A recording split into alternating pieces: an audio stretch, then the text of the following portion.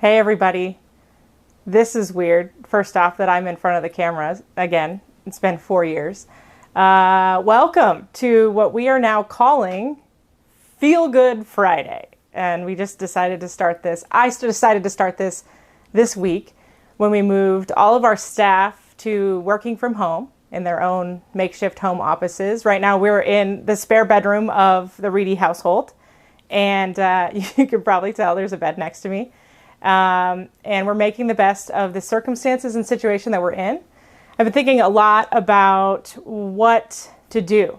Everything seems like it's on hold, understandably and necessary, but at times it feels really hopeless. And when I was thinking about what we do and why we do it, I realized one of our strengths, one of my personal strengths is spreading positivity into the world, particularly in a time or in times when there's nothing but negativity in the world. So I decided to make this makeshift set and spend the next couple of minutes, probably about 15 minutes or so, talking about and sharing stories with you that we have put together, over the last year that are just beautiful and inspiring.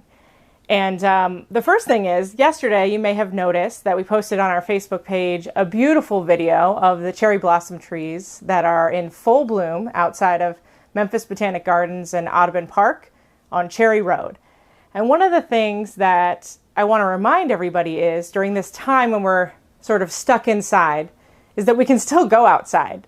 You can still go outside, you can still look up. It's spring, officially, and there's a lot of beauty around us. So a few days ago, I felt really confined and felt like I just needed to get out. So I took a camera, I took the drone over to the Memphis Botanic Gardens, and I captured this and put it together yesterday and hope to give you a moment of zen. So take a look.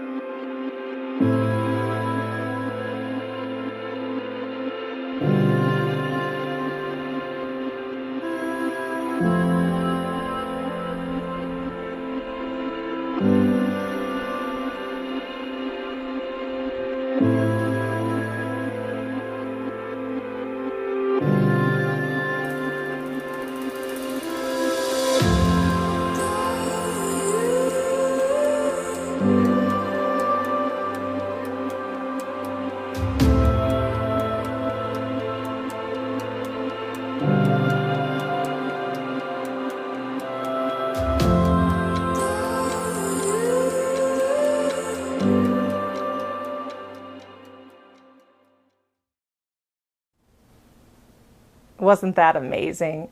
Seriously, it's so nice to see that it's finally spring. It's weird that we can't be out with people to be able to share these moments, but you can still go for a walk. You can still step out on your front porch. You can wave at your neighbors from a distance, from a safe distance. I think I've been more social with my neighbors than ever because we're feeling like we're longing for that sense of community. And the Memphis Botanic Gardens, by the way, as of today, right now, in this current state, which could change because things are changing so quickly, is open. They have 96 acres, which is a lot of space to spread out. They've even opened their gates so that people don't have to come inside and interact face-to-face with staff. So they're taking the proper precautions if you need to get out of the house. Although this rain and weird weather is kind of strange, I highly recommend taking some time to do so, if not there in your neighborhood. And share that with the world. Like, we all need a lot of hope right now. So we could use the positivity.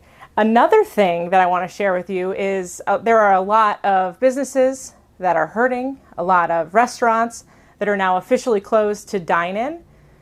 So now is the time to use those delivery apps that are so great for these times and support our local restaurants who are most certainly fighting to survive. I believe Memphis is such a foodie town. It's the reason I gained so much weight when I moved to Memphis, because all the food is so good. So take some time to support those folks. Reach out to people who live alone to see how they're doing, and check on your nonprofits. Nonprofits are lifting up this community just like so many of our restaurants and really so many people that live here. And they depend on donations to survive and continue serving, especially those who fight poverty and work on education as students are out. On that note, I want to share with you this really beautiful story we put together recently for Porter Leith. Now, Porter Leith is a nonprofit here in Memphis that does all kinds of amazing work. A lot of it focused on early childhood development. In fact, my son Max is a member of Books from Birth. That is Dolly Parton's Imagination Library. So we get one book a month that comes to our house. And we're doing a lot of reading around here because, Max is home from school. So we're doing work from home with a child. And so I want to share with you a little bit about their Books from Birth program that you can sign up for. You can also support with a donation. And just put out a good reminder that it's okay to stop in the middle of your work from home state and read to your kids. So take a listen. The Books from Birth program serves as a local affiliate of the Dolly Parton Imagination Library. We mail books each month from birth to age 5 to children who reside in Shelby County. This program is available to all children in Shelby County. That was the heart of Ms. Parton when she began the program in Sevier County. She wants the program to be available to every child regardless of their socioeconomic status. So in Shelby County each month, there are 45,000 children on average receiving a book in the mail, and we boast that we are the largest affiliate in the world. We went to have Rennie in the hospital. They had given us a packet, and in that packet, it had the information for the Books from Birth program. And filled out the information, and then it started, what became years worth of getting books, both for her and then when we had the boys, Seth and Evan. If you go to the store and you look for a children's book, you're looking at like $17 or something like that. And you're tight on funds at that point. So it was really helpful that we were consistently getting those books. In fact, that we were getting 2 books for the twins because there were 2. We know that by age 3, a child's brain grows up to 80% of the full size of the human brain. So during these critical brain development years, it's important to get books into the hands of children. It not only aids them in kindergarten readiness, but it's also important for a child's vocabulary development as well as developing early reading skills. Llama Llama Red Pajama in the Dark. It's like sitting down and eating dinner. You have a bonding. There's a commensal. You're sitting down together with your family and you're having that bonding time. And I think reading is really important because I think later on in life, when children grow up, they develop a love of books and they connect with that, the connection they have with their parents, that when they're older, they won't depart from it.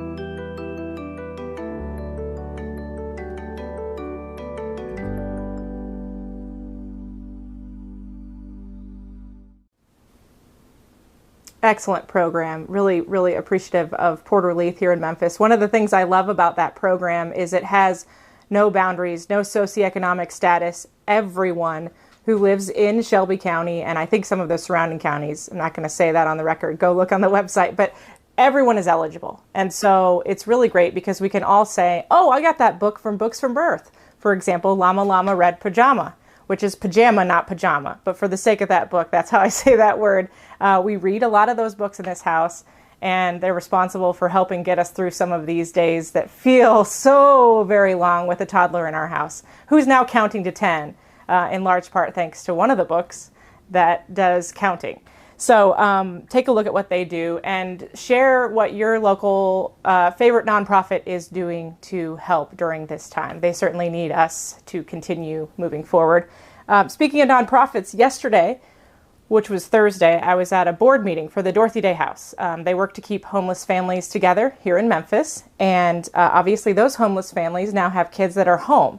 And one of the stories they told me that was really amazing is last Thursday, when it was announced that Shelby County schools were closing for a few weeks, they put out a call on Facebook and said, help us. We need the following lists of items off Amazon to help feed our kids while they're home. And within 30 minutes, the list was taken care of. And they've been bombarded with donations to help with families who are now home for the next couple of weeks. So just an example of like a small way that you can help. We're not saying you got to donate $1,000, although that would be really great. In this hard time when all of us are wondering about money and about our own securities at home, we can do small things like making donations through Amazon wish lists or making a small monthly contribution of $10 to our favorite nonprofit. It's small ways like that that really make a big difference. But at that meeting, obviously the Dorothy Day House is founded based off of the foundations of Dorothy Day, which I recommend if you're bored and you have some free time to do some reading up on the way that Dorothy Day lived her life and how she felt we as a community of people were responsible for each other. Sister Maureen, the executive director of that organization, always starts out a meeting with a prayer. No matter whether you're a person of faith or not, she sets the scene, and they're usually perspective shifters for us.